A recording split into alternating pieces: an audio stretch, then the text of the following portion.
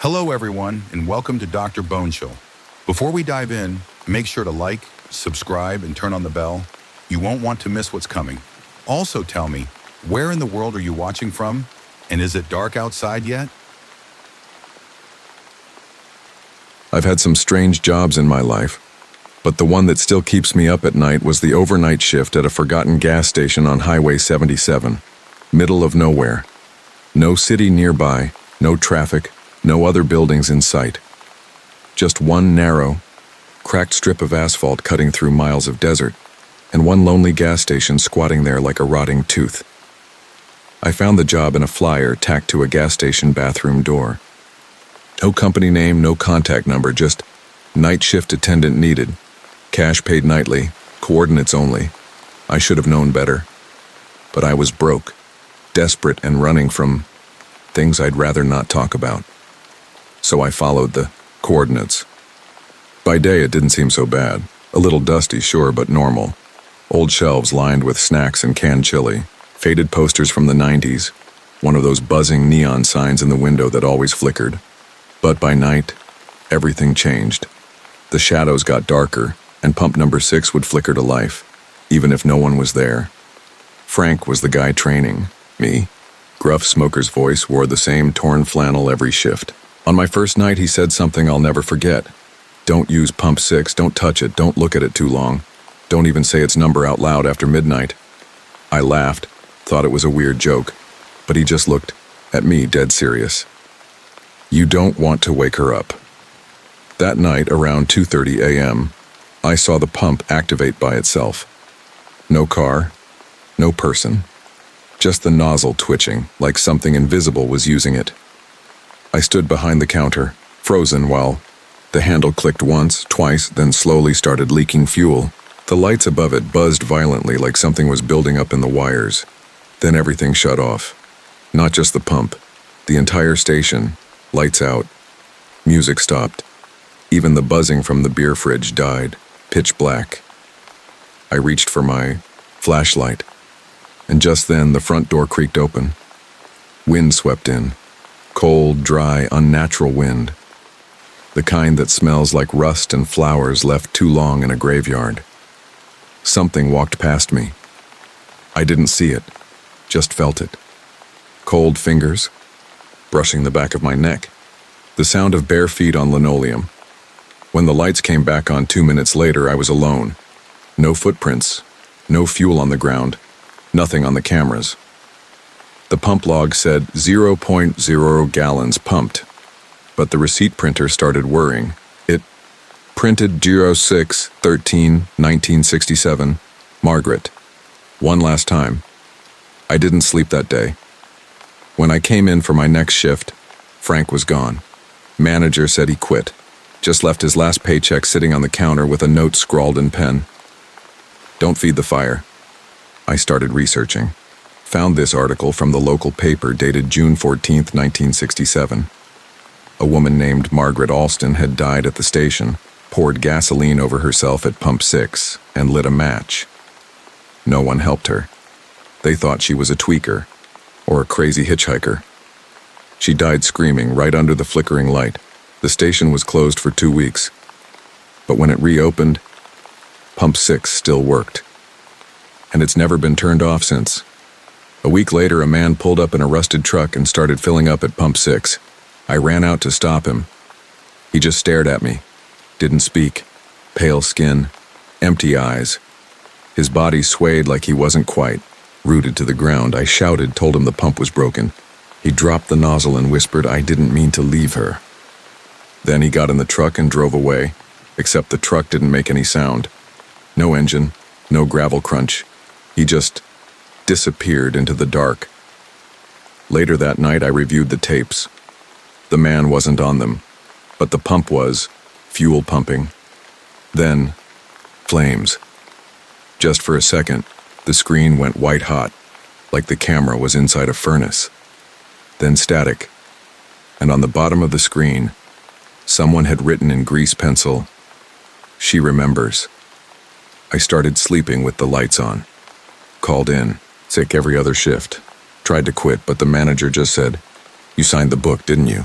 I hadn't signed anything, but he showed me a logbook behind the counter. Old leather smelled like mold. My name was there, in my handwriting. I don't remember writing it, but there it was. Once you sign, you don't leave until she lets you. That night, I tried to burn the book. It didn't catch fire, not even a singe. The fire extinguisher exploded by itself, though, nearly took my arm off. So I decided to do something really stupid. I used pump 6 myself, filled my own car with, and as I pumped the gas, the lights turned blood red. The air felt electric, like a thunderstorm had curled itself into a ball and crawled into my lungs. And then she was there, standing across from me. Her skin was blackened and cracked, like it had been in a fire. Her dress melted into her flesh.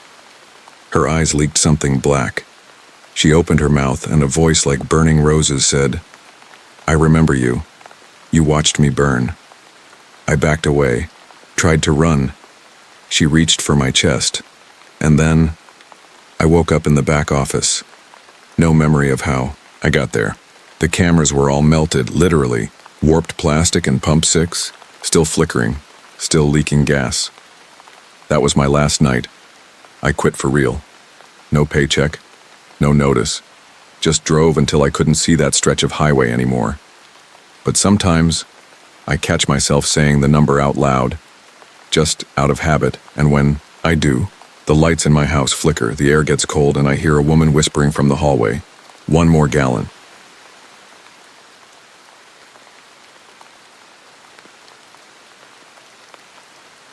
The night shift at the gas station was usually quiet. Too quiet. Crickets, the hum of the neon sign outside, and the occasional car pulling in for fuel or snacks. I was used to the silence, the monotony. But that night, something changed. Something off. It was just after 3 a.m. when he walked through the door. At first, I didn't think much of him, just another late-night traveler. But as he stepped into the harsh fluorescent light, I noticed the details that didn't belong in 2025. He wore a long brown trench coat, buttoned up tight, even though it was the middle of summer. His polished black shoes looked out of place, like he'd come from a funeral decades ago. And his face, pale, like old parchment with tired eyes that seemed to carry the weight of 100 lost years. "Fill it up. And a pack of Luckies," he said, his voice low and gravelly. I blinked. That was odd in itself. Smoking was banned in the county for years, but I didn't say anything. He handed me the money. A handful of crisp bills, perfectly preserved. I glanced down at the date. I chuckled nervously. "You're serious?" I asked. "That's some old cash." He smiled, but it didn't reach. His eyes. "Margaret said it's fine, said I could pay that way." I looked around, confused. "Margaret?" His eyes darted to the dusty window. "Margaret said to wait for me here." I shook my head. "Lady, this isn't a meeting spot. You got the wrong place." He looked down, fiddling with a small pocket watch on his chain. Except it wasn't a watch at all. The face was blank. No hands, no numbers. "Are you okay?" I asked, stepping back a little. He shook his head slowly. "I'm lost." Before I could say more, the door chimed again, but no one else walked in. His car sat outside, a 1941 Plymouth, spotless and gleaming under the flickering neon sign. No engine noise, no exhaust, just silence. Something about it made the hairs on my neck stand up. "Where are you headed?" I asked, trying to keep it casual. "To the Main Street Shell," he said softly. "Margaret said she'd be waiting there." I froze. There was no main street for miles around. Nothing but desert, abandoned farms, and the occasional broken-down shack. "Are you sure you're okay?" I repeated. He nodded, voice cracking. "I have to find her." The clock behind the counter ticked forward, the hum of the fluorescent. Lights buzzed louder, almost like a chorus of whispers. He looked at me, eyes wide and pleading. "Can you help me?" I swallowed hard, feeling a chill crawl up my spine. "Sure," I said. "Where do you want to go?" He smiled faintly. "Back. Home." It wasn't until after he left that I realized something was terribly wrong. The footage from the security cameras didn't show him entering or leaving. The door chimed once, but no figure was visible. I rewound the tapes over and over. No man. No car. Just the door swinging open and shut. I checked the gas register. A receipt printed. Time stamped June 13th, 1943. I looked out the window. The Plymouth was gone. Curiosity got the better of me. I dug into the station's history. In 1943, during the war, a man named Daniel Harper worked here. He was waiting for his wife, Margaret, to arrive. She never came. The story went that Margaret had been caught in a bombing raid overseas and died suddenly. Daniel, shattered, waited every night for years, standing by the pumps, hoping she'd walk back through those doors. He disappeared without a trace in 1944. Some say he's still waiting. Others say he never left. That night, as the clock struck 3 a.m. again, I heard footsteps behind me. I turned. No one was there, but the air grew cold. So cold it burned. And then I saw him, standing across the room, the man from 1943. His eyes hollow, his mouth moving, but no sound came out. I blinked, and he was gone. The next morning, I found the old pocket watch sitting on the counter. It had no hands, no face, just cold metal. I don't know if it's a warning or a curse. All I know is some ghosts aren't dead, they're just waiting.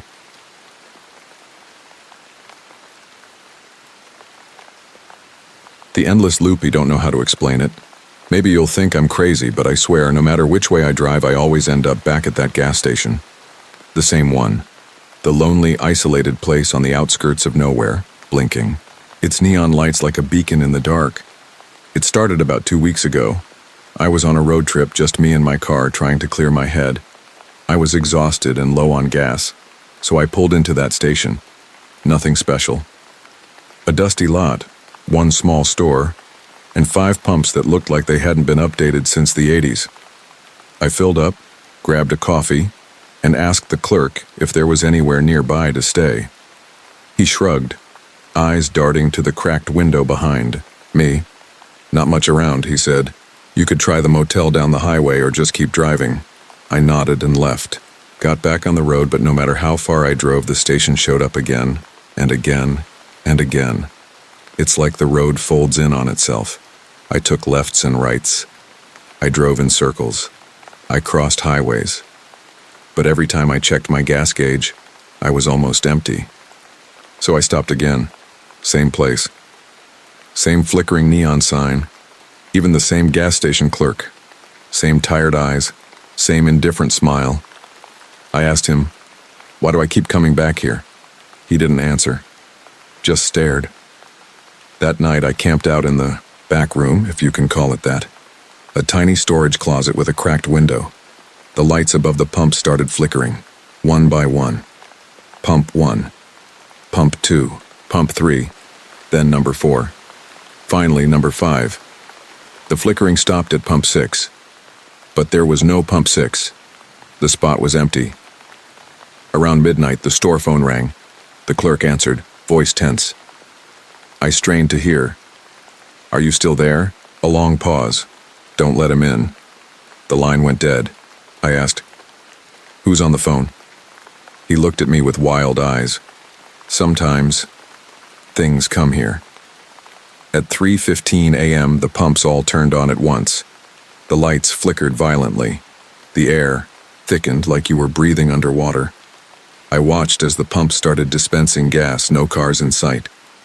Then, I saw him, a figure walking up the highway. Slow, deliberate, dressed in a suit covered in mud. His face was hidden beneath a wide-brimmed hat. No eyes, just darkness. He stopped at the gas station. The pumps hissed. The clerk didn't move. I wanted to run, but couldn't. The man reached the counter. He slid a blood-stained envelope across. The clerk opened it. Inside was a single faded photograph. 2 people standing in front of the station. One was the man, the other, a woman in a white dress. The photo was dated 1952. The man looked at me. Without speaking, he raised a hand. The lights went out. I screamed. When the lights came back on, the man was gone. The clerk was staring at the photo, tears streaming down his face. "You have to leave," he whispered. But I couldn't. The road outside twisted and bent like a maze. I tried the door. It was locked. I banged, screamed, but no answer. I was trapped. For days, I was stuck in that gas station loop. Time lost, meaning every time I thought I escaped, I ended up right back inside. The man's face haunted my dreams. The flickering pumps whispered my name. I don't know what he wants, but I know this. If you ever see that gas station glowing in the dark, don't stop. Don't even look at the pumps. Just drive. Because some places don't want you to leave.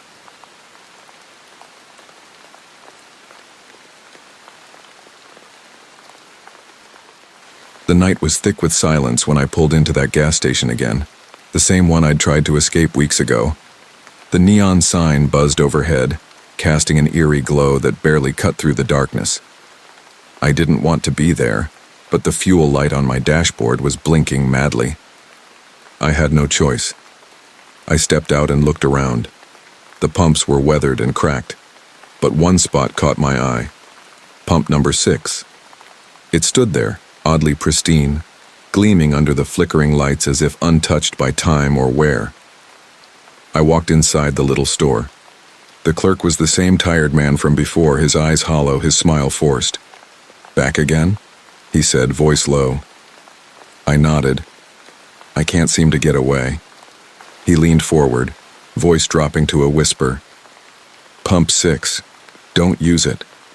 I laughed nervously. "Why not?" "Because it's not just a pump, it's a door." Before I could ask what he meant, the lights flickered violently. The store phone rang, shrill and piercing. The clerk didn't answer. I stepped outside and stared at pump 6 again. A chill ran down my spine. The handle was cold, colder than metal should be. Against better judgment, I reached for it. The moment I touched it, the world shifted. Suddenly, I was somewhere else. Dark. Silent. I was standing in an empty gas station, no pumps, no lights, just endless blackness around me. Then I heard footsteps behind me, slow, deliberate. I turned, but no one was there. A whisper filled the air. "Margaret." I spun around again, heart hammering. From the shadows stepped a woman in a tattered dress, eyes wide with sorrow. She reached for me, voice trembling. "Help me!" I ran, but the gas station twisted and warped like a nightmare maze. I was trapped, and every time I tried to use pump 6 again, the darkness pulled me deeper. Now, I warn anyone who passes through, if you see pump 6 glowing faintly in the night, walk away. Because once you touch it, you might never come back. Thanks for joining me here at Dr. Bonechill. If you enjoyed the story, don't forget to like, subscribe, and leave a comment. I'd love to hear your thoughts. Until next time, stay safe.